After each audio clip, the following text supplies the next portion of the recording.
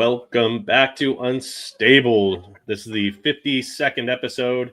I am Jeff Steckel, and this is my host.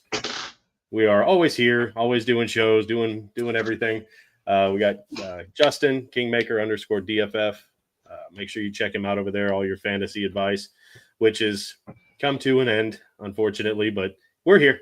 How are you doing, man? Oh, man, doing pretty good. Man, you talk about coming to an end. That's only for redraft, though. This is dynasty season, so now we're on to college rookies, draft, free agency, all the good stuff. So if you need help in your dynasty league, give me a follow, man. Let's talk about it. Show me your rosters. We'll look at what you got to do. Hell yeah! And make sure you check out this AFC South show. Probably be doing an episode, if I'm not mistaken, tonight, maybe tomorrow. I'm not sure. And we always go live for the draft, at least the first round. So we'll try to have a full house from the whole, CPN for that one. But yeah, since you're here, like, share, subscribe, show some love. And we're going to be talking about the Jacksonville game in Indianapolis, the fallout from it, some things that happened during the game, post-game, disappointment, a little bit of happiness, a little bit of a consolation prize. We're going to get into it, talk about it, give our thoughts. First things first, Colts win, beat the Jags. And of all the times that I wanted the Colts to beat the Jags, this wasn't one of them. No. All they did was help skyrocket the Jags to the 5th overall pick and drop themselves to about the 14th, if I'm not mistaken. So currently Tennessee and Jacksonville own top 5 picks. Yeah, this is definitely not the one we wanted to win. I mean, I know you always want to beat a division rival. Like, I get it. I mean, I can't really call Jacksonville a rival because we've kicked their ass historically. So, but still, they're in your division. You always want that win. It doesn't really hurt us as far as draft too much. I think we lost a couple spots, so it's not too bad. You can still get a great player at 15, I believe is what we're at. 14. So we can still get a great player at 14 overall. But who knows? Maybe Ballard will surprise us a little bit and do some crazy stuff. Not hold my breath. As we know now, Ballard has remained with the team. We like our guys, baby. Yeah. Jim Irsay needs to lay off the drinks a little bit. But yeah, I think that was some news that we weren't expecting, especially with the Jags win. I think that kind of helped Ballard and Steichen keep their job. At the very most, Steichen keep his job. Yeah. Ballard might have been safe to begin with. I don't know. It seemed like the last few games, Steichen finally figured out how to actually kind of coach this team from a perspective of using Jonathan Taylor. I mean, he had another huge day on the ground, 177 yards, 30 touches. And, he looked good. I mean, it was against a bad Jags team, but he looked really good. He was hitting holes, like Justin had said in group message, hitting the holes really well. His vision was great. So, hopefully he can put it together for a full season next year. If they can lean on him like this, Jonathan Taylor should be the centerpiece, and we said that going into this year, and he wasn't. Shane, we called it in question a lot of Shane Steichen's play calling, especially in regards to Jonathan Taylor. So, again, I'm not that optimistic, but it seemed like maybe he started to finally put it together. But yeah, Chris Ballard doesn't give me a whole lot of hope that he's going to do anything different this offseason. He's got to understand, though, that he is on the hot. I mean, this season, his seat had to have been burning hot, and I'm shocked that like 8 years into his tenure, and you come out losing season, you regressed pretty significantly from last year. I know it's one game, but they looked a lot worse. Like, that defense didn't look great in 2023, but they looked a lot worse this last season.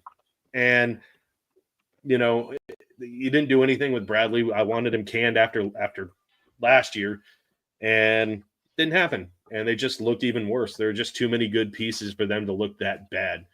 Yeah. And I think it all starts with personnel. Like, I think their usage of Latu, you want him to be a little bit bigger. Like, maybe that was the issue. Maybe his size wasn't as big as they wanted him to be, but still, you drafted him 15th. You brought him in to be a complement to Ibukum and Kwity Paye. Obviously, Ibukum goes down. And I felt like Latu should have been kind of the starter, and he was still in a rotational role. Yeah. It's just a lot of those personnel things I had a lot of issues with. I think we all did. Yeah. It was hard to watch early on. You see all the bad decisions being made on both sides of the ball. After Jonathan Taylor just got that big contract, and what didn't make sense is why isn't he the feature of the offense? Mm-hmm. I mean, you just paid the guy, so you don't really want to put your potentially franchise quarterback in harm's way by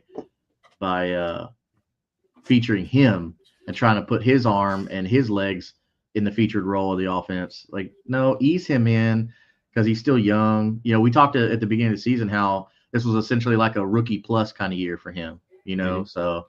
Yeah. I mean, a lot of people were giving Trevor Lawrence a pass, and understandably so. His first season in Jacksonville was a fucking disaster. Like their head coaching, like it was a train wreck to begin with. I'm more than happy to give him a pass on his rookie season. Yeah. And just because of how Anthony Richardson's unfolded, I mean, he gets hit from behind, gets driven in with the shoulder. It could have happened to anybody. Yeah. But it's like this year was just kind of an eye-opener of he needs that maturity, especially after the infamous tap out. And, a lot of people were questioning him not playing the last 2 weeks of this season. And they were talking about back spasms and, he wasn't able to get around. And like, I don't know if something's more severe than what they're leading on. That sounds pretty like I got into a crash and we got hit by a box truck, and my shoulder and back haven't been the same.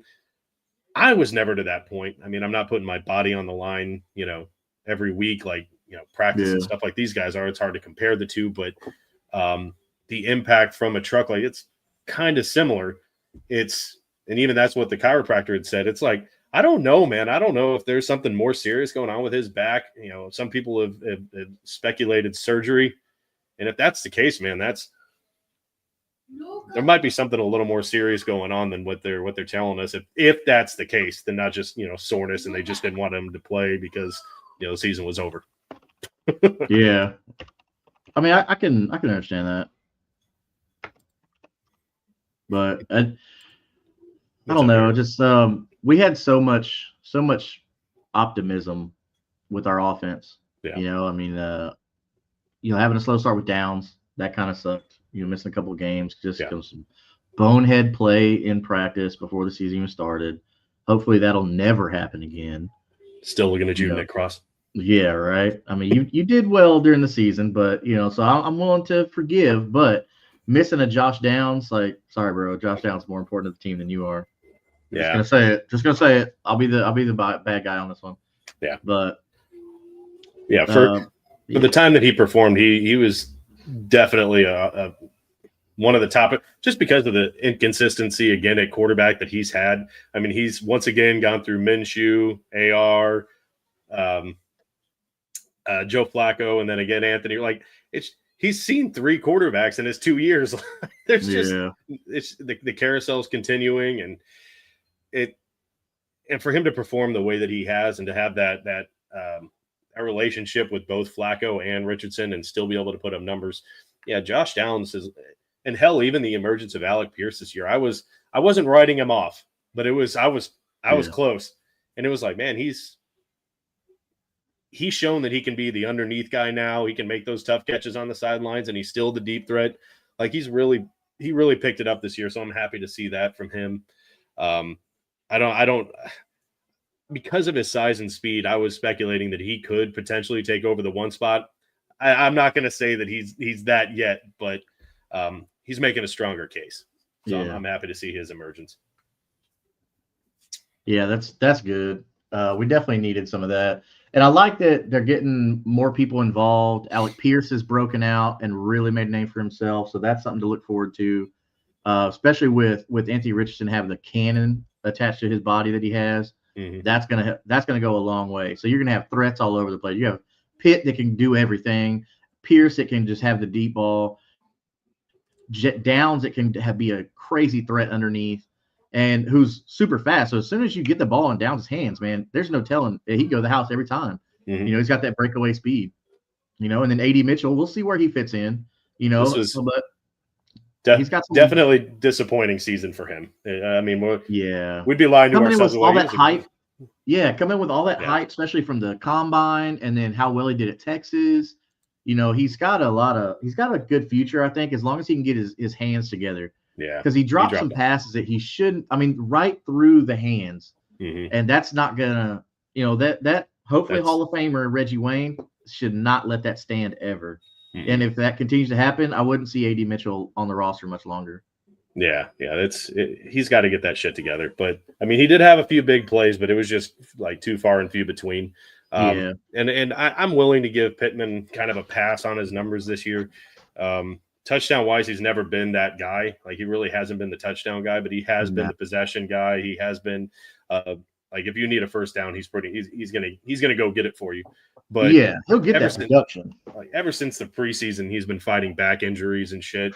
There was even talk he was going to go on the IR for at least 4 weeks, and he was like, "No, I'm going to play this week."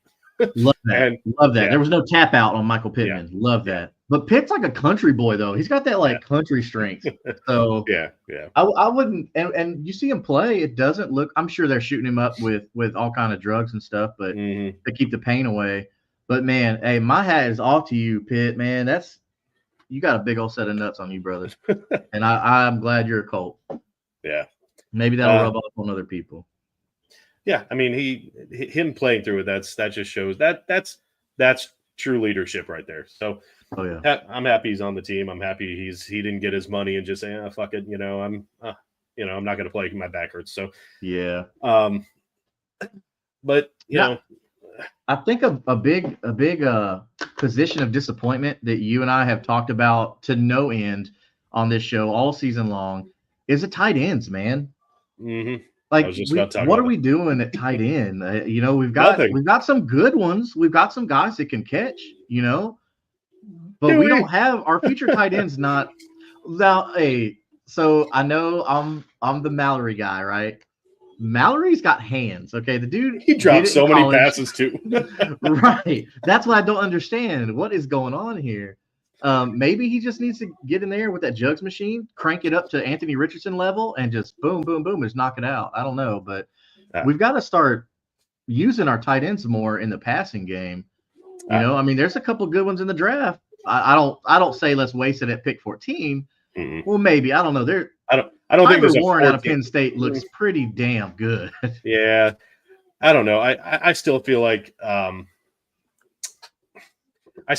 corner or safety should be that top priority in the first overall pick for that, or not first overall, but first round pick. Malachi Starks all the way. I don't think that tight end should be there, but man, if he can move around and be aggressive in this draft and get move in to get the tight end like you were talking about, I'm game.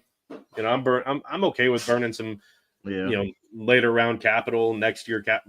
If you really want to say that all the chips are on the table, Ballard, this is the time to prove it, dude.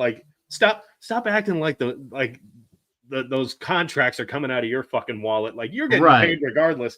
Jim Irsay got money, bro. Don't worry. The cap's there. Fucking spend it, dude. You seen his liquor cabinet? Jim Irsay got money. We know he's going to sit on his hands. We had 8 years. I shouldn't say liquor cabinet. Jim Irsay's guitar collection probably worth half as much as the team. But we know how he's going to spend this money. We know what he's going to do. And Matt Gay re-up for $70 million. No. Speaking of, bye, terrible kicker. Bye. Bye. I'm so tired of having bad fucking kickers. I mean, I get kickers are going to be the thing that could win you games, but they can also lose you games too. And Matt Gay, okay, I get it. I don't get paying all that money. Okay, I did not understand that. I'm not a fan of that. Matt Gay didn't bring that price. I don't understand why but he has the experience. I get it, because he was pretty good with the Rams. They were so bad at kicker with specs. I understand wanting to not worry about the kicking game. And you're like, we got to spend some money to pick up the top available kicker. And that's what they did. And it didn't work. It hasn't worked. He's 50% from 50. That's not going to cut it. And no. You don't pay a kicker like that to be No. You just Yeah, don't. 50%. That's not even NFL worthy. You shouldn't be on a practice squad or even thinking about the league.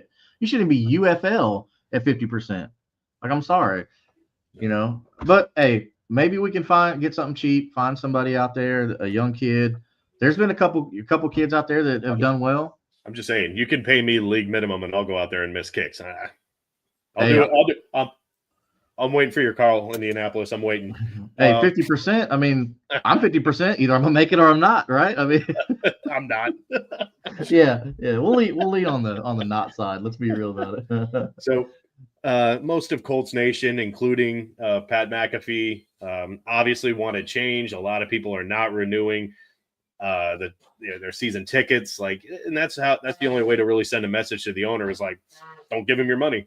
But a lot of people are disappointed that they're sticking with continuity with Ballard and Steichen. And I feel like that's just admitting to mediocrity, unless if he's, as a boss, has lit a fire in Ballard's ass and say, you better make some fucking moves this offseason. Yeah. I don't care about the cap. I don't care about the money. Burn that shit and put together a good team. Right. We've already seen the cap is not real. So don't worry about what the cap is. Spend the money. We'll figure it out later. Don't Grayson it and bring in like an Andre Johnson that's way past it. Like, don't do shit like that. No. But make the smart moves to put this roster together. Be aggressive in the draft. Spend some of that draft capital. Make a team that gels. Like, just there has been no complimentary football on this team at all. They play a good quarter and then they play an equally as bad quarter. Like, the Colts were clearly trying against Jacksonville and barely beat them in overtime. Like, Jacksonville didn't really look like they were trying. No, because they didn't want to give up their good draft pick. So I totally understood that. The fact that the Colts needed overtime, but we'll get to him. Yeah, I'll give a little bit of credit to Gus Bradley. The last play of the game, he finally changed up his defensive play calling. They finally got last play blitz.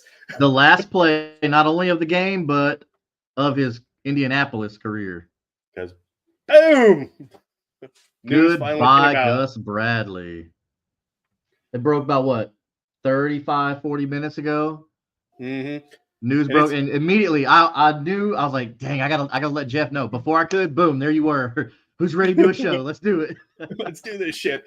So fired. He's out. So everyone disappointed that good riddance. They weren't fired. This is kind of the consolation prize. I'm not saying that he was the only issue. Obviously, personnel issues. There was coaching, play calling issues. The offense was definitely not where it should have been this year. But that defense was really, really, really, really bad. Really bad. Yeah, I think the final regular season ranking, I think we were number 29 overall, according to the stats. Yeah. So, but I don't want to say, like, to be fair, but to be fair, going in, we weren't ranked real high anyway. Well, which is crazy because we have good talent on our defense. Well, like Zaire Franklin led the league in tackles this year, for God's sake. Yeah. Like, the Colts were really good sackers in 23. Like, they were, I can't remember where they ranked in 23 in sacks, but that number went off a cliff. Like, they were like 20 something in sacks this year. It wasn't great. Pressures was not great again. I mean, that was 2023 though. They were one of the lowest teams in pressure rate. Same thing this year. And when you add an edge rusher, that's not something that you should see. I know you lost Ibukum, but he's not a premier edge rusher anywhere. No. Like, he's a great piece. Like, he was brought in more to be the run stopper on the edge. Like, he wasn't brought in to be a sack master.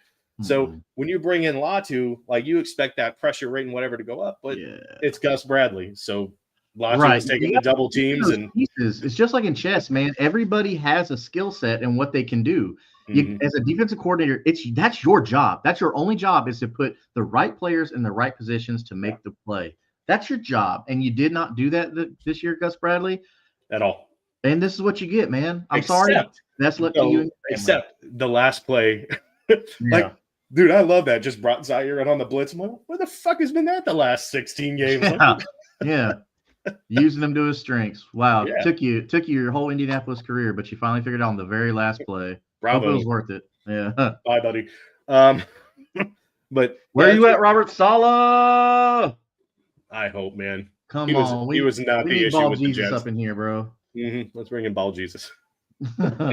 Yeah. I Fingers would crossed, love man. Robert That Saleh. was And man, like, okay, so I'm gonna just get on my soapbox right now about Robert Saleh. Why I believe he is the only, not the best, he is the only candidate for defensive coordinator for the Indianapolis Colts. And my biggest thing is because he is going to bring such a strong presence that he had with the Jets. Okay, Robert Saleh ran a solid program there. Okay, he's going to bring experienced head coach to Indianapolis to help Shane Steichen. I think he is going to be able to help Shane Steichen get the house back in order. Yeah. Okay, because right now the inmates are running the asylum, and Shane Steichen's just trying to be everybody's buddy and all this stuff like that. It's like, look, man, it worked for Mike McDaniel the first 1 or 2 years, and look how that's working out for him. He tried to be everybody's friend. You can't be their friend, dude. You're their coach. Okay, you've got to lay down the law. Bill Belichick was nobody's friend. Okay, he let you know every single day. Yeah, Tomlin. Now Tomlin is firm but fair. Like every time we've seen him on Hard Knocks, he's been firm but fair. I just remember seeing him where, like, one of his players caught a penalty for doing some stupid shit, and he got in his face. Like, it's bigger than you. It's about the team. Like just chewing this dude's out. I'm like, that's something we haven't seen in Pagano and Reich and now Steichen. Like, he knows how to rip someone in the ass, but also be like, look, let's get this shit together and get it right. Fix your head. Like, well, and the thing is, you didn't really see Dungy do that, but that's because Dungy, they already knew when they messed up. Like, they're already looking at Coach Dungy. They're like, oh crap, is he looking at me? Is he looking at me? Like, that's the respect that you want from your players. You know, you shouldn't be dapping it up with your coach after you just cost them 10 yards. Like, nah, that's not how you do that. Not to say they did that, but I'm just saying you shouldn't do that. But I think that's Jason what Robert Saleh is going to bring. Yeah, through a pick six. Good job. we sure tried. But that's what I think Robert Saleh is going to bring. Is he's going to bring his culture here. Like, he won't be the head coach, but he might be the head coach in waiting. Maybe. So maybe it'll be bring in Robert Saleh, give Shane Steichen enough rope to hang himself with, and then, hey, interim head coach, and then just slides into that head coach. Not slide. I mean, he's earned it. He shouldn't have been fired from New York anyway. And I said that on this show plenty of times. Yeah. He was same thing with Mike Vrabel. We've said it. He was not the problem with the Jets, and clearly Mike Vrabel was not the problem in Tennessee. No. Clearly. Who was that? Was that Gremlin? Said, can we relegate the Titans to the UFL? Oh, it's so funny. Oh, where the Titans fans at? But the biggest issue that we've talked about, this team needs a huge culture change. It's everything that Pat McAfee was talking about. We've said it over and over. Like, in what world does Anthony Richardson think it's okay to do that? And I feel like I think he learned the lesson from that. Yeah. Like, I really do. And, some of the vets on this team made it known that, hey, bro, you can't do that shit.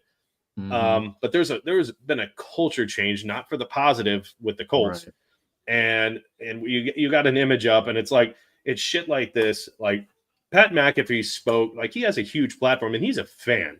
Like, he's a fan first. He's just like us, except he has a much bigger platform than we do. Like, we've got 30 viewers. He gets millions of viewers. So, and he's had the support of the city for so long. Yeah.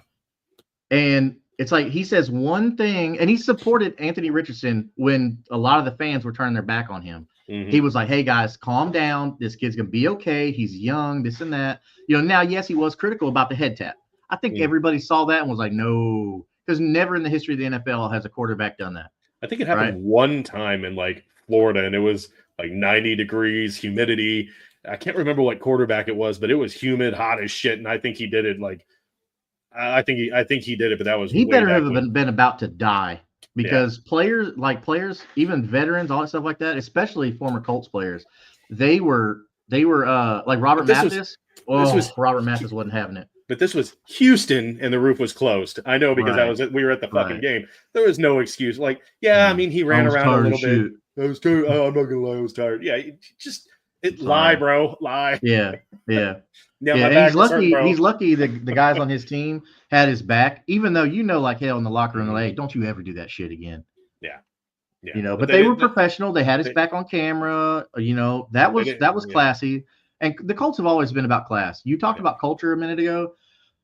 It's definitely gone the wrong direction. And for someone like Pat McAfee, now this is his suite, right? You don't see any seats in it. This is a week after we had that embarrassing loss to the Giants, which we should have won. The Giants had no reason to win, but we lost, right? We were like 8-point favorites in that game. It was right.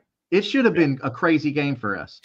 So Pat McAfee's suite is empty. Zaire Franklin, a captain on this team, okay, is going over there trying to shake hands with nobody there, being totally trashy about it. No class at all. But like, other than leading the league in tackles, what did you accomplish in this fucking game to have that kind of like unwarranted arrogance to go over there and do that to someone that has the sway had and your the fan back support when the fans were turning away from you? They had your back, bro. What you beat the Jags, who were playing to win a playoffs or a better draft spot, like, right?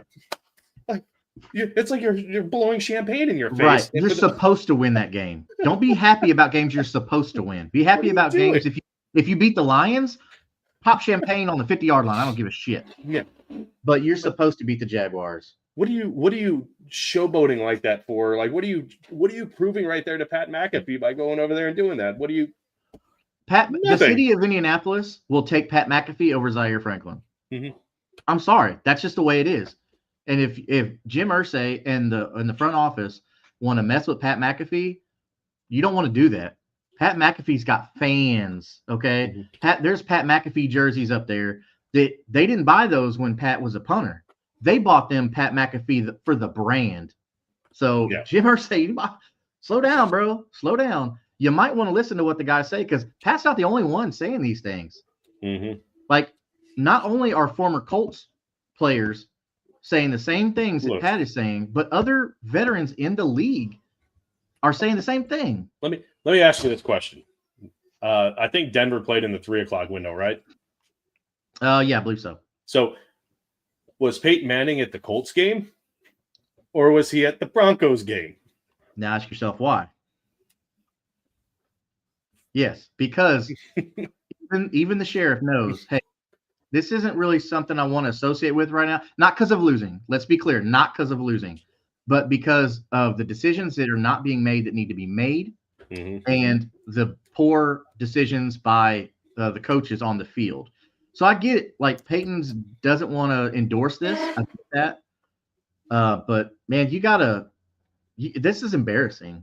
I mean, but we were in the right direction as far as not the culture, but as far as the poor defensive performance. Yeah. In the right direction, getting rid of Gus Bradley. Unfortunately, I think he was the fall guy here when there should have been a couple more firings. I think in order to be the fall guy, it's like Robert Saleh with the Jets. He was the fall guy, but he wasn't the problem. Like, right. Gus Bradley was very much a part of the problem. Like, it's hard to say. Nathaniel Hackett should have been gone, but way before Robert Saleh. Yeah. Like, why would you start with Robert Saleh? He wasn't the problem. The defense was doing pretty decent. I don't want to say they're doing great, but they were doing pretty decent.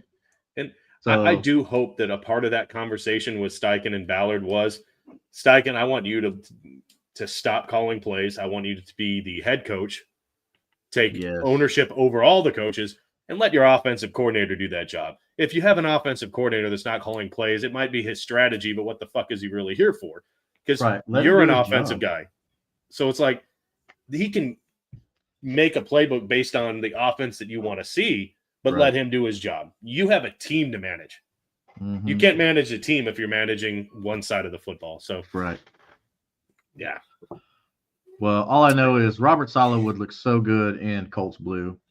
Yeah. And I think his defense with what we have, I think he'd be able to utilize which is weird because we have an extra defensive lineman that needs to be a starter. So we need to have all four of those guys on the field. Yeah. I gave move Latu out to outside linebacker or something like that. You know, like they did with Mathis back in the day. I wouldn't be opposed to it. I mean, he's fast. Yeah, I mean, speed rusher, right? Mm-hmm. I don't know if you watched last week's episode when I was with Alex, who might be joining us here pretty soon. I don't know, but I don't know if I listed off 10 players' names on the Colts team, and then I made a statement about them. I don't know if you heard that part. last week's? No, I didn't. I was at work, so I was only able to watch like 15 or 20 minutes of it. So I listed the names, and one of the names is Anthony Richardson, and the reasoning behind that was because you spent a 4th overall pick. He's still going to be 23 next year. The ceiling's high. He just has a lot to improve, and hopefully they can work on it. So I listed 10 players. It was Anthony Richardson, Alec Pierce, Josh Downs, Bortolini, Bernard Ryman, Goncalves, and I said DeForest Buckner, Latu, Franklin, and Jalen Jones. Okay. And I did an honorable mention of maybe an 11th with Nick Cross. I don't care what happens to the rest of the players on this roster. And I mean, if you were going to blow it up, I'd be okay with the Jonathan Taylor trade too. But obviously they're not going that way because they're still here. No. So, and I understand that you can't release like 40 players. Like you still got to pay them contracts. That's just not how this shit works. But like, this isn't Madden where you can just do it and there's no cap penalty. No, you can't do that. But most of these players,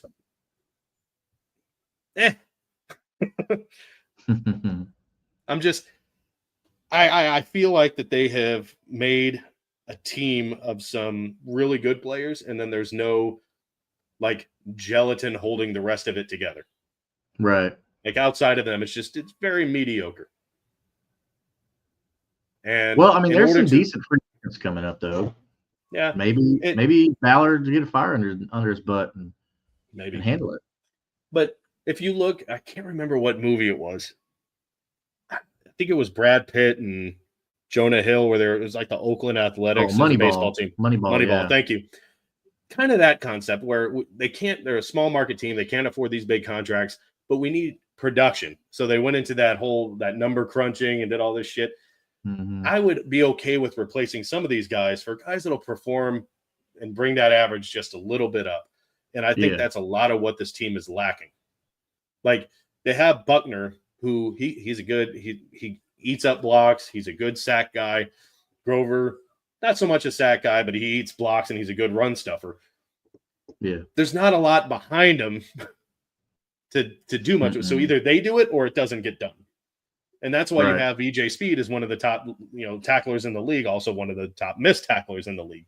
So you need to kind of find that average and that balance of, well, can we bring in a guy or two instead of EJ Speed that'll bring up that production and not miss those tackles? So, and there's just not that gelatin there to do that. It's hit or miss.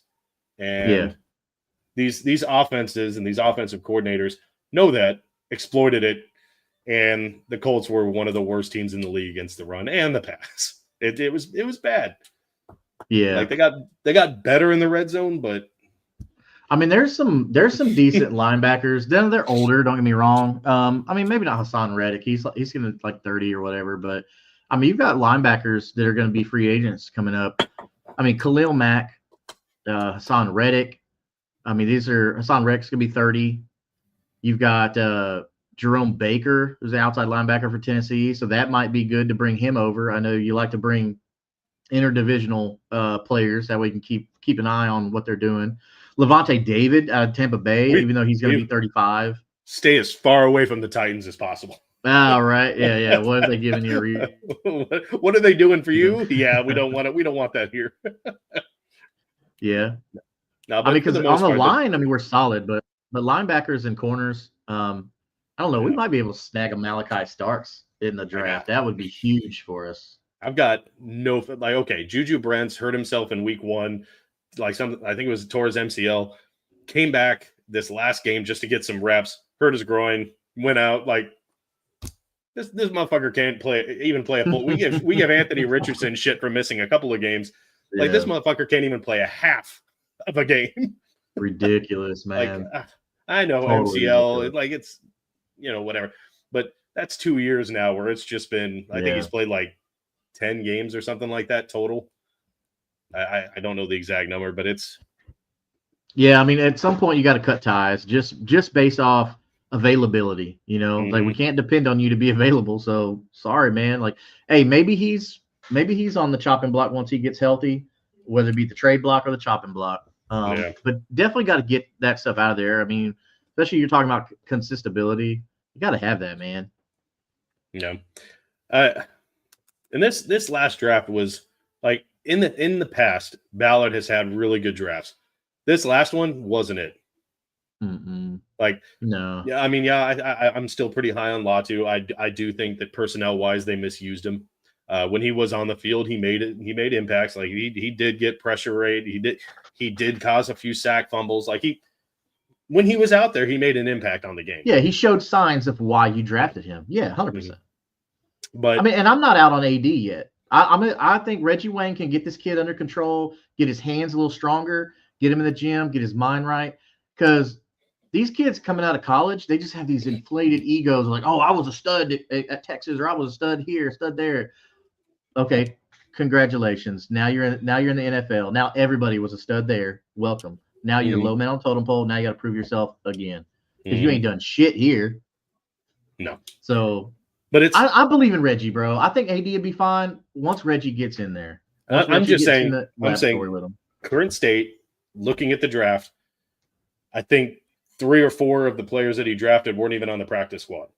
Like this was, I think, his worst draft that he's had as a Colt. Yeah, and I thought that combined with the fact that this team regressed, I don't know. I don't understand how Irsay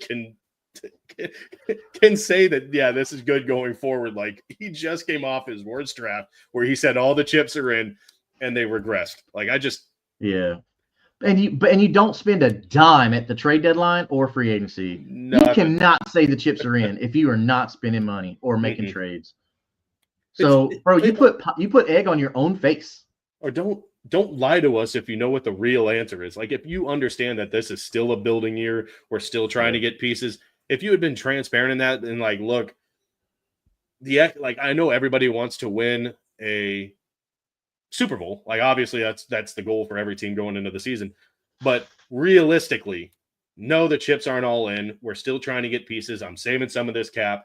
So when I feel like we're there, 2025, then we'll go all in. Like this is the plan. If that's really what it was, if you had just been transparent, I would have been like, kind of tired of waiting, but at least you're being honest. I mean, for fuck's sake, they said 6 hours ago that, we're not sure, we're going to evaluate over the next couple of days, Gus Bradley. And then not even an hour ago, yeah, he's fired. They weren't even transparent about that. And it's the offseason for them now. Just a little bit of honesty.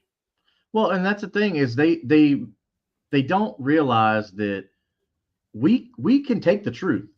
We've been through a rebuild before. Just tell us. Say, hey, guys, look, don't get expectations about this year.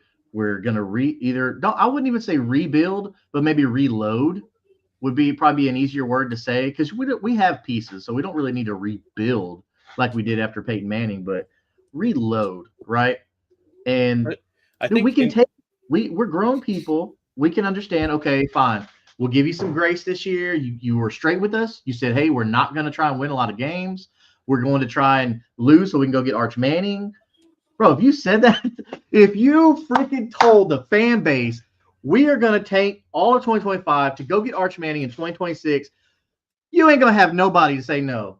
Bring Manning's ass to the house that his uncle built. We know that Anthony Richardson isn't it, and we're gonna unload some of these huge because it's not really fair to do that to someone like Buck and to Jonathan Taylor and Quentin Nelson. Like we're wasting these guys. Like we've wasted their prime. Like Quentin Nelson is out of his prime. Buckner, I mean, he still looks really good, but he's entering the back nine. Like we've wasted a lot of these guys' time. It's like, maybe we can unload them for some picks, unload some of that draft or that salary cap, and then we can actually go all in 2026 if you want to be transparent about that. Right. But if they don't start, you got to find a tight end somewhere. I don't give a shit if you trade for one. I know Brock Bowers isn't going to be on the market, but if you can go and get someone like him, Isaiah Likely is being overshadowed in Baltimore by Mark Andrews. Yeah, they will trade you Isaiah Likely. Okay, Isaiah Likely is a quality tight end. You bring him in here, the guy does nothing but catch touchdowns and make big plays. You bring him in here, you say, hey, all right, we are going to use this weapon. Okay, here, Anthony Richardson, here's Shane Steichen, here's another weapon for your arsenal. And it will also help with Anthony Richardson when the play breaks down, because we're probably going to be losing Ryan Kelly. So there's going to be some experience we're losing. Kyle Pitts. Boom. This is the cheapest you'll ever be able to buy him right now before they have to pay him from his rookie deal. Yeah. And again, they have not used him well in Atlanta. So I think his value isn't very high. He's still incredibly talented. Mm-hmm. I'm just saying, like, I'm sorry. The guys that we have on this roster are probably like maybe third string practice squatters on most other teams. Yeah. No one is scared of Mo Alley-Cox. No one's scared of Ogletree. No one's scared of Mallory. I know you're high on him. No one's scared of him. They're not getting any respect on game plans. No. None at all. When other offenses, when other defenses are planning against our offense, they're not even worried about tight end. We might as well not even have anybody out there. Put him at fullback. There are people out there. Tyler Conklin is not bad. You can bring him in. Juwan Johnson did really well for New Orleans. These guys are only 28, 29 years old. In the grand scheme of things, these guys are still really young for tight ends. We've seen tight ends that don't even mature in the game until 27, 28, 29. So this Gronk could come out of the booth. Time. Who? I wonder if Gronk will come out of the booth. Gronk? No, I don't think he'll ever play for anybody but Tom Brady. And certainly not for the Colts. He's all on Tom Brady's lap, so he won't do it there.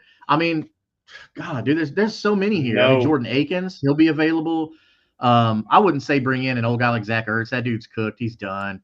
Harrison Bryant was a stud in college. He's with the Raiders right now. There's some guys, man, that we could bring in and could do really well. If the only problem is if we use them. Kylan Granson's going to be gone, so that opens up another. Which they'll probably re-sign Granson, but he's supposed to be gone after this year. They all should be. Man. I've been saying Mo Cox should have been gone 3 years ago. Yeah. Mo Alley-Cox is a free agent. I wouldn't look for Mo Alley-Cox to return to the horseshoe. I honestly hope Kylan Granson doesn't, but he knows the offense and he's been the better one throughout this season. But that's not really saying much as far as being the best tight end on the Colts. The bar's really low. Which you gotta think, we were spoiled for so long, man. In our generation, we had Dallas Clark, so we were very spoiled. But yeah, I don't know. It's just we need to make a move. I think our focus should be on defense, like we've said. I don't want to take any focus away from that. But tight end is an important position in the NFL nowadays. I would say that the top should be corner, tight end, and offensive line, because there was a lot of games where the offensive line didn't look good either. So there's a lot of shit that he needs to fix that can't just be fixed in the draft, and that's that whole the gelatin to bring these pieces together that he's not doing. Like there's just he's just not doing it, and you can't. If he runs it back again, we know what we're gonna get. We know we're gonna get a sub 500 team. Just maybe on the cusp of the playoffs, but not really. Yeah. Well, hear me out on this one. So, cornerback, yes, key position. There's some good corners that are going to be in free agency. Okay, you got Carlton Davis. Well, they should re-sign him back in Detroit, right? Especially if Detroit makes a run at the Super Bowl. DJ Reed with New York Jets. If Robert Saleh comes on, that's a big. DJ Reed could definitely come over here because he knows the offense. He knows the defense already, right? And then Jeff Okudah from Houston. Jeff Okudah was the third or fourth overall pick in his draft class, which I was big on Jeff Okudah when he went to the Lions, and he's with Houston now. So boom, bring in a guy that knows the Houston defense. And if you're Shane Steichen, you're like, hey man, let's talk about their defensive scheme real quick. Bring in another divisional guy, and right there. So DJ Reed, Jeff Okudah, boom, let's do it. Yeah. So that's pretty much all that's going to be talked about on Unstable going in. There's just going to be a lot of off-season talk, which sucks. Like they're going in for another early vacation. They haven't won a division in like almost a decade now, and I know that these numbers have been pounded in the mind of Colts fans, and it's gotten really old, and that's just kind of why. Like clearly the chips weren't in. Like clearly you weren't going out of your way to try and compete this year. Like we knew that coming in, that it was pretty obvious that that's not what you were doing. No. It's Spend that money, man. Justin Reed, one of the top safeties in the league. He's going to be available. He's going to cost you some money, but he'll be available. You might get your boy Justin Simmons. He'll be available because I think Justin Blackman's going to be gone. So we won't have to worry about that. He'll go to another team. I mean, bro, there's guys here that we could get. I mean, give me Justin Reed. I like Tyrann Mathieu. I've always been a Tyrann Mathieu fan. I thought he was a steal in the draft just because he had some issues at LSU. But that dude, bro, Honey Badger don't give a shit. Give me Tyrann Mathieu. Yeah. He's gonna I hope he spends some of that money. Like if you think that Anthony Richardson is the guy, you've got him locked into a rookie contract, this is your window. And you're blowing it. Yeah. Like you've got they can pick up a 5th-year option, so this is going into his 3rd year. Like you're blowing it. You're blowing that window of having a young, athletic, cheap quarterback because then 2 years down the drain. They're gone. So you got 3 more. You better figure it out. And JT's got what, 2 more years on his deal? Yeah. So you better figure it out. Like you're gonna have to pay like Pierce. He's gonna get paid because if he has another season like he just did, I mean, statistically, he is the best deep ball guy in the NFL. Yeah. And he's on our team. We didn't make the playoffs. It's not hard. It's not easy for Indianapolis to bring in free agents. Like it's Indianapolis. Like there's not a lot of draw to this. It's a lot easier for Houston to draw. Like it's a big market. There's a lot of shit. Like really, what is there in Indianapolis? State taxes. Right. If you want to go party and stuff like that, like then Indianapolis ain't the place for you. Go to New York, Miami, whatever. Go to all those places. But you come to Indianapolis, you used to come to Indianapolis because you knew we had a winning culture. We had a great positive culture in the locker room. Okay. We had top of the line facilities, all the best technology, and you had an owner that was willing to back the coach. Now, of course, this was with Tony Dungy. I get it. We're going back in the day, right? But you had an owner that supported his head coach. Okay. I don't know what the hell changed, but we might get in a situation where Jacksonville was a couple years back where you're going to have to spend money to get people to come here. Yeah. Because right now the league's laughing at us, and it's not a good feeling. I mean, this is the first time that I can remember being a fan since 96, 95, that shit's not really going that great. I mean, we've had losing seasons, but I mean, as far as like being a joke. Okay. There was that year where Peyton Manning was hurt with that neck, and they had Curtis Painter on the field, and they went 2-14 or whatever shit it was. The suck for luck. And it wasn't suck for luck. It was just a bad team that Peyton Manning was masking. But like, we knew that there was going to be brighter days ahead because we knew Luck was coming in. We knew that he was NFL ready. And sure enough, 11-5, got one step further in the playoffs every year before injuries started to fuck him up. So we knew that there was brighter days ahead after a losing season. Right now, we're just like, I don't know. Like, is Anthony Richardson going to pan out? Can this coaching staff actually coach this guy up to be an NFL quarterback? Can he stay healthy?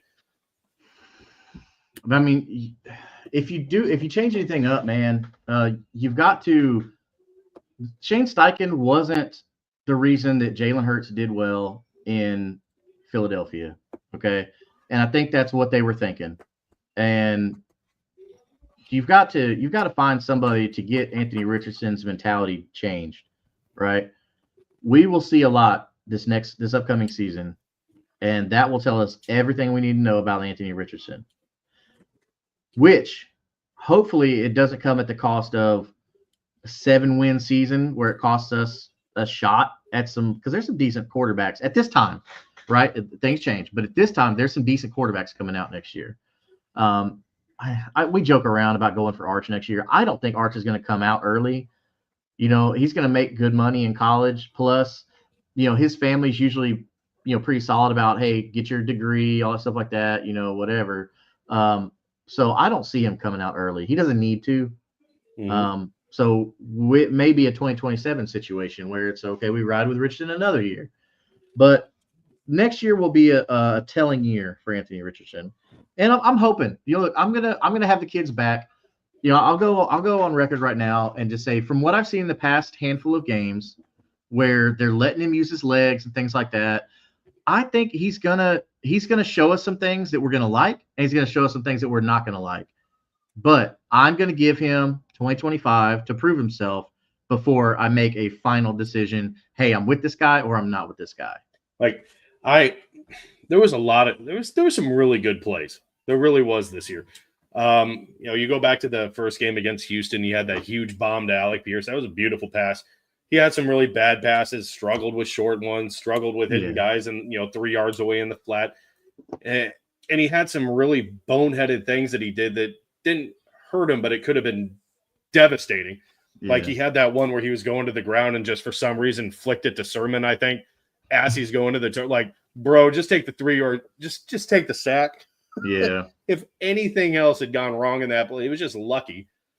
And like those kind of things, it's the play's not going to go anywhere. Just take the sack. Just take the sack. Right. Like these are but that's that college ego, though, that all these kids have now. They don't understand. Hey, all right, let me throw the ball away, and we'll take a break, and we'll fix it on the next play.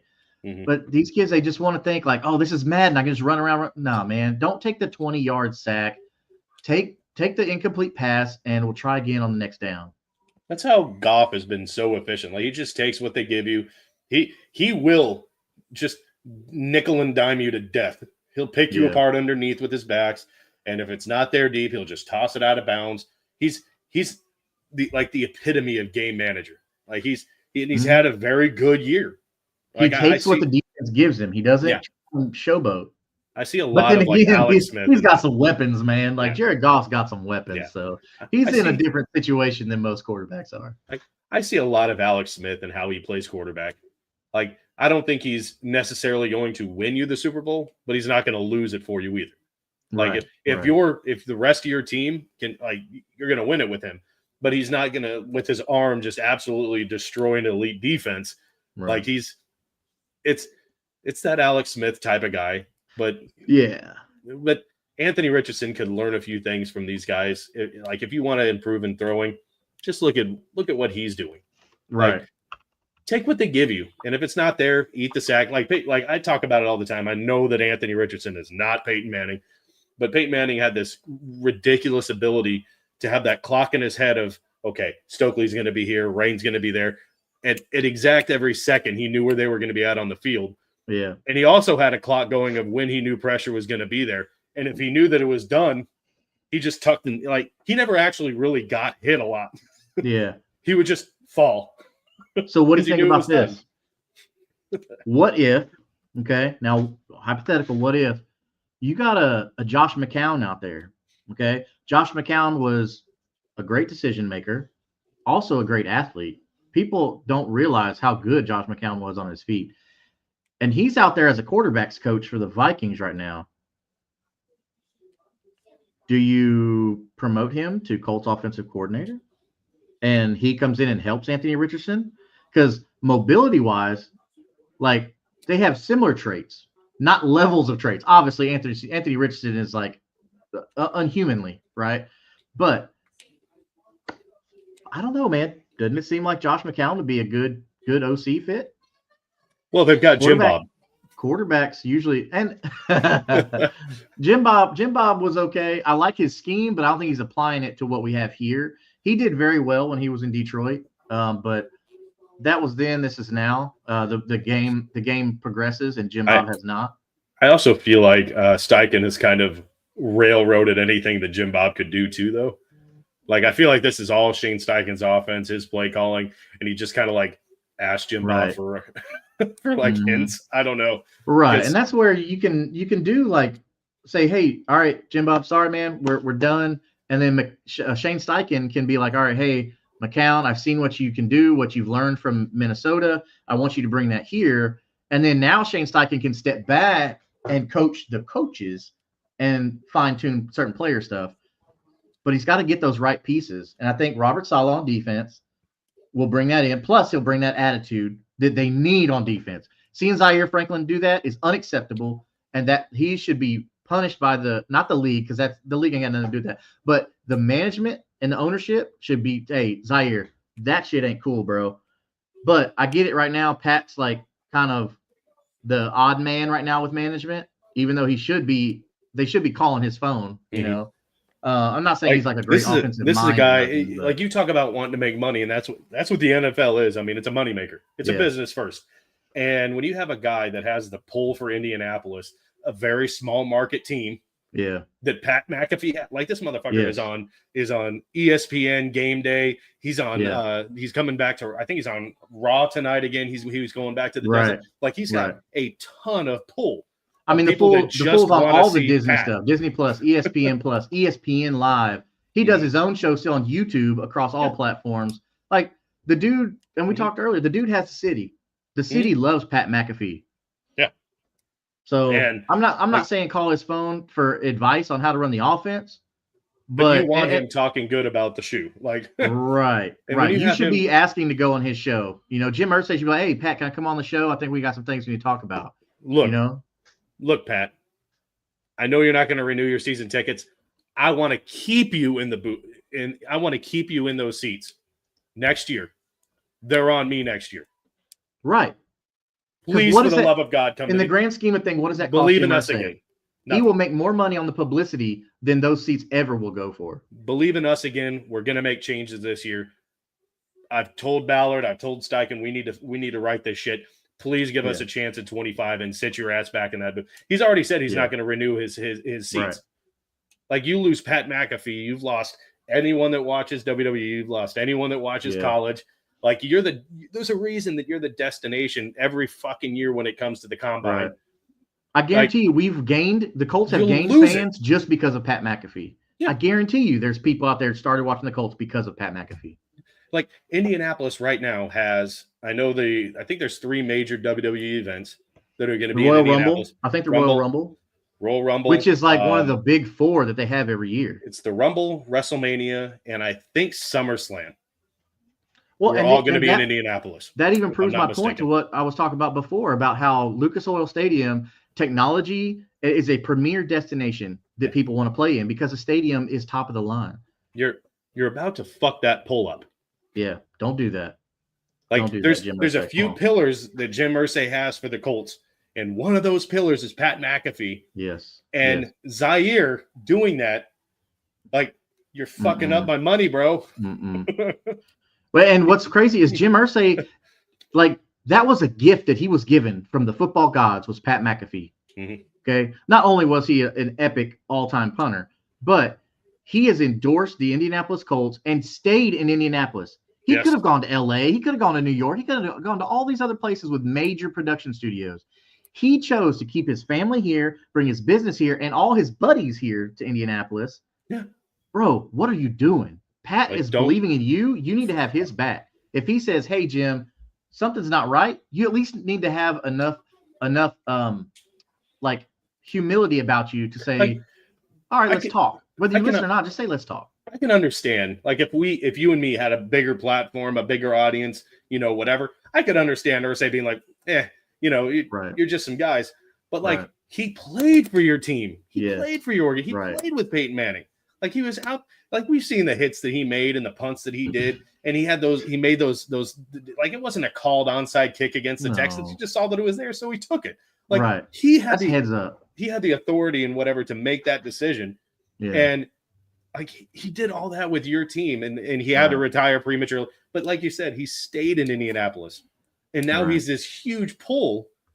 He's this huge broadcasting guy now, and you're like, book him. Promoting your brand and not asking for a paycheck from you. Promoting your horseshoe and not asking for a paycheck. That's huge. Can you imagine having somebody with his kind of platform out there promoting your product and you don't got to pay for anything? Come on, man. It's just like, this offseason is going to be interesting because I definitely want to see what they're going to do with free agents because Trey Sermon's going to be gone. We'll need to bring in another running back to back up Jonathan Taylor, and there's some good ones out there. So, and we're talking about guys like, okay, these aren't going to be backups. Aaron Jones, Najee Harris, those aren't going to be backups, right? Those guys are looking for starting spots. But I'm talking about guys like Jeff Wilson, AJ Dillon, Javonte Williams, Alexander Madison. stuff, people like that who can come in and be a solid backup for JT if he needs to take a break, right? Like I'm still high. I still like Evan Hull. Like, I don't know, man. Yeah, but where's he been though? That's the problem. If he's not available, then we can't use him. That's the only problem. Like I don't know, man. He's still with the Colts. I'm not saying I don't believe in him. I'm not saying that. I don't feel like Trey Sermon was better than him. And he was the backup. And it's like, I feel like Evan Hull had more of the JT qualities. Yeah. That, like, I feel like Sermon should have been more in, like, the fullback role. And I don't know. I feel like Evan Hull he's a better pass catcher than Sermon. They threw the ball to Sermon a few times, and it was a mistake. He's got bad hands. But I'm not saying that Evan Hull is a good backup to Jonathan Taylor. I just feel like he was probably the better backup to him. He's the best backup we have outside of I would say he's the best running back we have outside of Jonathan Taylor. You're correct on that. I mean, for a 5th round pick, that's a steal, man. Like, you're not paying that kid anything. Mm-hmm. Like, he might as well be coming to work for free every day, right? He's fast. You got him on a rookie deal. He was drafted in 2023, so you still got him for a while. But we just gotta keep him healthy, and that's a tale of the tape for a lot of guys that we've liked over the years. Just gotta stay healthy, man. Mm-hmm. Gotta stay on the field. And it's hard for me to say that I'm out on someone like Juju Brents, but like, my God, dude, this year you played 2 halves of 2 games. Yeah. Come on, dude. Like, I don't know. In a game where you needed the reps and you just weren't there again, I don't know. It's hard for me to say that, this is the solution at corner. I do think that Jalen Jones is the answer at, like, the corner 2 spot. I really liked what he did this year. Yeah. Especially where he was taken. I like Samuel Womack in a rotational role, but we still need a corner 1. Juju Brents is not reliable. And no. Man, I'm going to be on the Carlton Davis, DJ Reed train. And I'm not going to be apologetic about it. Even if we got to shift gears and go to safety, which these are some topics we'll go over later on in the offseason for free agents or whatever. But if you could pay up and get a Justin Reed, bro, because secondary, I'm with you, because you said go defense first. I'm with you on that one. Secondary should be our main priority. That's why, like I was talking about with the draft, Malachi Starks, I think, would fit us really well. But we'll see. We still got the combine to go through and free agency. So we'll see how all that stuff plays out. I cannot wait to talk about that stuff. But for right now, if you're going to keep Chris Ballard, then Chris Ballard, you need to understand, okay? Keep the expectations low. You've been given a gift. If you know, okay, you've only got 1 year to not mess up or to make something happen, then do the chips all in. Don't say it. Do it. Okay. So this was his 8th season, right? It's been a while. Yeah. But yeah, so that sounds about right. Yeah. Chris Ballard needs to look at this like he's a cat. Like, this is your 9th life. This is it. Like, I'm sorry, like, we came into this and I speculated. I'm like, if the Colts miss the playoffs, is there a world where Chris Ballard is still the GM? And here we are. He's still the GM, and I don't believe it. I can't understand why. I don't understand the reasoning. Like, if Irsay's whole thing is continuity, well, we've had 8 years of this, and it's still the definition of mediocrity, and now it's going into the definition of insanity, because if you keep, like, the definition of insanity is repeating the same thing and expecting different results, and that's exactly what we did this year. We ran it back in every way possible. Yeah. And they lost one more game than the year before. Like, that is insanity. And we're doing it again. Like, if Ballard really doesn't do chips all in, we can expect the same thing in 25. I mean, dude, he's gotta do something, because he quite literally did nothing, just as you see right there. So Chris Ballard, this is it, man. Like, if you don't make something happen, you've lost the fans. They're gonna be storming the gates calling for your job, man, more than they are right now. If you can believe they've already lost them. No, I mean, I'm talking about more like right now. Like, everyone from us to Pat McAfee. Like, I was one of the biggest Ballard supporters because of how he drafted. Yeah. And you've lost me. I have no faith that he's going to change it up. just like Bradley wouldn't change his defense, I got no faith that he's going to go into this offseason doing anything different. The internet is totally turned on Chris Ballard. 100%. Colts Nation wants nothing to do with Chris Ballard, and they hate this. They can't nothing stand else. Shave that fucking mullet. You are the GM of a team. You are not business in front and party in the back. Act like a fucking GM. Do your job and bring in some damn talent, dude. Like, stop being a cheap ass like it's your money. Yes, man. Spend the money. Hopefully, Jim Irsay is going to give him carte blanche with the budget and say, "Hey, man, do what you got to do, but bring me at least a playoff appearance or a win. Give me a division title for the first time in 10 years." I mean, in his entire stay as GM, he has not won a division title. How you can justify a 9th season? What other franchise keeps the GM that long? This is the weakest division, and you couldn't win it in 10 years. Like, it's It's the most volatile. Every other team has won it twice. Indianapolis hasn't won it at all. So it's ridiculous. You've got one more year, Chris, I guess. You better make something happen. Do it like it's your last year in office or whatever. Like, hey, I got what's Gene Hackman say in The Replacements? There is no tomorrow for you people. That makes you very dangerous people. Chris Ballard, you are a dangerous man right now. Oh, well, your days are numbered. If they win 9 more games, Justin, they're so close. One more season. Yeah. All it took was one. At that point, it's going to take the entire team turning on. Like, they're going to have to lose the locker room. And this thing is going to blow up overnight. Yeah.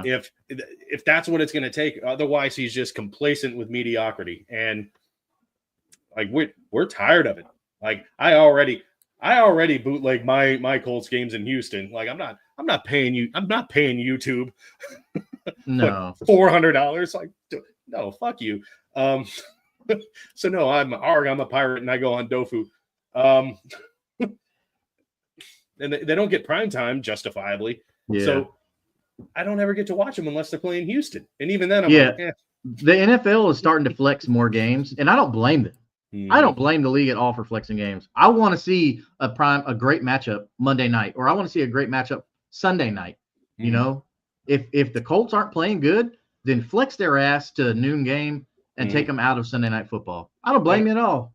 I mean, look at what happened to them in the primetime game. It was it ain't pretty, man. It's nah. But you know what? We got one more year, and I guess we're along for the ride. One more year with Chris Ballard and Shane Steichen. But I think if we get out to 0-4 start, Steichen's gone. I don't see how there's any possible way if you start 0-4, Steichen keeps his job. If they fire Robert Saleh for less, you don't keep Shane Steichen. You don't. But if that's the case, then you don't keep Ballard around. Like, they're all gone. If they start off like that, it's over. Right. But that's why you bring in a Robert Saleh as DC, because if you're 0-4, Shane Steichen's gone, Robert Saleh fills in. You have a previous head coach. But then, okay, let's bookmark this, episode 52 at 106, that we said it here, that you should have fucking fired him now instead of waiting until week 4 of 2025. Then you're like, oh, now we got to fire everybody, and this is another lost year. You heard it first on Unstable. I'm going to make a short out of it. I'm going to bookmark it and pin it. That we said it here, that if they get off to that kind of start and they blow it up next year, you should have done it now. Yep. Because I hope we're not going to get any passes because, at least you fired him now. Nope. We told you should have did it before. I hope Ballard changes his tune. I hope he changes his approach. I really hope he does. I have no faith that he's going to. None whatsoever. Until he shaves his goddamn hair. I like that they fired Gus Bradley, but it was a season too late. Again, I wouldn't be opposed to Vrabel as a defensive coordinator, but I think he's going to get a head coaching gig. Rumors are he has already got it locked up in New England. It's all but done. That he was always the guy. That Mayo was just going to be like that intermediate placeholder. yeah. To let him. I don't know. I guess what's that old saying? Like, give them enough rope to hang themselves with, like that kind of situation until, hey, okay, you proved you couldn't do it, which I didn't think Mayo did a bad job. It's hard to do with the team that he had. Right. But the thing is Vrabel's going to get a job somewhere else. So I think they have to make this move to get Vrabel right now because he won't be here next year. Yeah. The fact that he's not coaching right now is baffling. I don't understand how another team didn't fire their coach for Vrabel. I mean, I get loyalty, but it's about wins and losses. It ain't about loyalty. Well, not here. I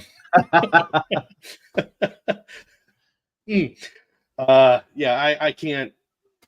I don't know. And I see a lot of Jacksonville fans on these shit talking forums. They're like, "Oh, we're gonna get Ben Johnson. Like he's almost a lock for the Chicago job." Like, nobody wants to go to fucking Jacksonville. No. Well, I saw that no one wants the to come here Bears, either, but the Bears, I believe, requested. This shit's crazy. The Bears have requested to interview Mike McCarthy when Mike McCarthy is still employed with the Dallas Cowboys as their head coach. I don't understand that. I'm going to leave that one alone to Gremlin. Come on, we can't do that. Like I wouldn't even be opposed to, I think Brian Flores would be a decent DC too, but I think he's looking more for I think he's looking to get back in the head. I mean, he had a winning record in Miami before he got canned, and that was a bad look for Miami. Yeah, he didn't really lose that job though. That's the thing is like that didn't make sense either. But you know what? Some other teams making mistakes like that, you know, like with Tennessee letting go of Mike Vrabel. Now he's going to go home back to where it all started, freaking New England, and reunite there. I feel like that's some type of rule breaking there with New England, though. Like you have to go through the paces of your hiring process, and if it's like, yeah, we're just interviewing, but we're going to hire Vrabel. Well, so they have the Rooney Rule now, which is stupid because you should do that anyway. You shouldn't have to make a rule to interview a black candidate. That should be just a normal thing. Just interview all the qualified candidates, right? Mm-hmm. Regardless of color. That's just the way life should be. Yeah. But, I mean, so, like, do I think Brian Flores could do well in New England? I do, because I think they have the pieces that would fit Brian Flores. But I don't think anybody sees this with the Mike Vrabel rumors going to New England that this is anything other than he's royalty. He's royalty in New England. So why wouldn't they? It's literally the only reason that they brought in Jeff Saturday here, because he's royalty. That's how it goes. Nothing to do with winning games. No. There was no other option to put there. Jeff Saturday is another indie guy. He's a Colts fate. Like he's that guy. And he was just the placeholder just to keep the ship sailing. Right. They brought in a face that the fans know and respect. And that's all it was. He kept butts in the seats is what he did. Right. Which you did that for the fans. You need to do some other things for the fans too, because we're the ones who buy tickets and watch the game. We buy your shit, bro. Yeah, exactly. Come on, Jim. Yeah. And he sent out some like auto-generated, same fucking thing he said where he puts his his crackhead signature on it. Yeah. Like we know he didn't type that up. Some intern probably typed that up. Yeah. Like we're not stupid. Like do they think that we think they wrote that? Because no. Like everything was spelled correctly. That's how we know Jim didn't write it. Thanks for the billions of dollars. Signed Jim Irsay. That, and then the PR was like, I can't.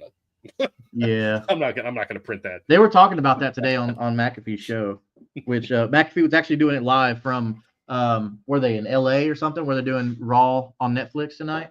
They were talking about all that stuff, and he talked about more about the situation with the Colts and all that stuff. But it's gonna be exciting to see how all this plays out. I mean, we'll be here every week, maybe multiple times a week. Who knows? Talking about this, we got so much stuff coming up now that we don't have to worry about the playoffs. But what a relief! Said no Colts fan ever. We all get to go on vacation. Yeah, exactly. But yeah, it'll be fun. Yeah, it just sucks that we have this content to talk about instead of getting ready for the playoffs. You know what I mean?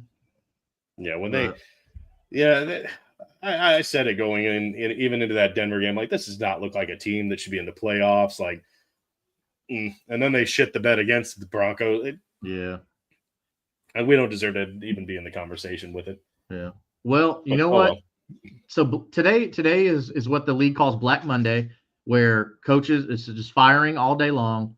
there have been an underwhelming number of firings today. Okay, Mm-hmm. so Like even Jacksonville's sticking with their guy, like at least for right now. Now let's let the playoffs play out and see about when if the Vikings lose, if the Lions lose, like these candidates like Ben Johnson that we're just oogling for are available. Then, because I hope it's a respect thing to where it's like, hey, we're not going to bother these guys. They're in the playoffs, this and that. But I know it's the league. They don't give a shit about it, all that stuff. But I think we're going to see a little more as the playoffs play out and see certain teams losing and getting interviews, getting hired and all this way. Because there's conversations going on behind closed doors. Well, I mean, jobs. Doug Peterson was fired, but they're keeping Trent Baalke. Right, which he's just as big of a problem. Yeah, like that doesn't make any sense. That would be like firing Steichen and keeping keeping Ballard. Why would you let both of them go? Now, the only way that works is if it's an agreement to where it's all right, Steichen, you're out. But like I said, you got Robert Saleh as your DC who could step in as head coach and has experience. It's not like a young kid, like let's say, like take a Kellen Moore. Oh crap, Kellen Moore, you got to be our head coach right now. He doesn't know shit about head coaching, right? Mm-hmm. So why would you do that? Yeah. Like you're going to hear me. I'm on the Robert Saleh defensive coordinator train, and that's where I'm going to stay. Did they change the rule for when you can interview? I thought they had to be not. I know you can't make an offer until they're done. Can you? Or can you? I'm not sure. That might be something that we'll have to look at on the next episode and go in more depth on that, because that's I feel like I remember like coordinators in like going to head coach openings. Oh, he left, but I feel like that there was talk about that. But if they're allowed to do that and still be in the playoffs, that's stupid. But he came back there. I don't know. I don't know what that's all about. That's going to be. I do want to say that that's how it used to be, right? Like it used to be, you had to wait till they were done. But I remember there being like, okay, this coordinator is, oh God, what was his name? Was the Cincinnati coordinator to be the head coach? Eric Bieniemy? I think so. Oh no, you said Cincinnati. Oh, Zach Taylor? No. What are you talking about? Because I remember Eric Bieniemy was always a big candidate every year for other teams when he was with the Chiefs. I feel like there was a team in the playoffs and there was a coordinator that was already like, yeah, I'm going to this team. Like, I feel like they shouldn't be able to do that at all until their season's done.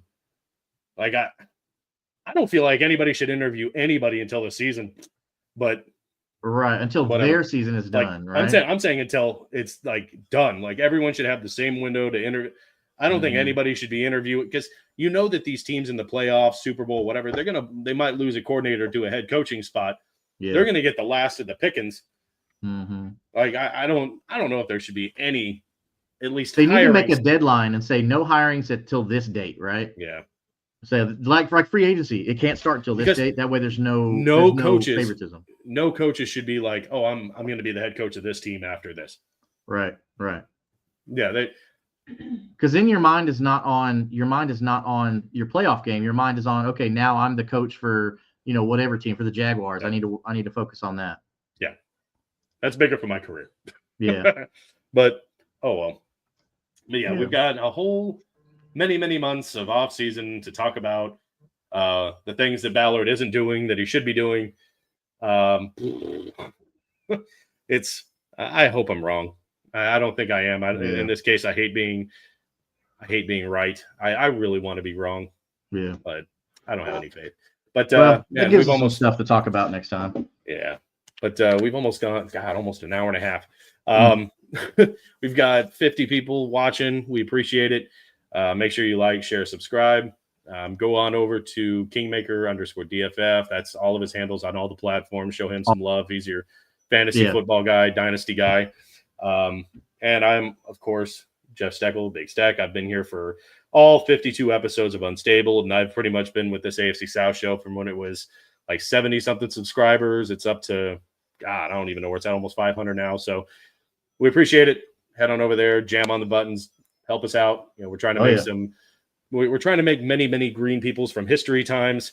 And And it's so we can bring you a better show, bring you better content. And I know we are looking for sponsorships.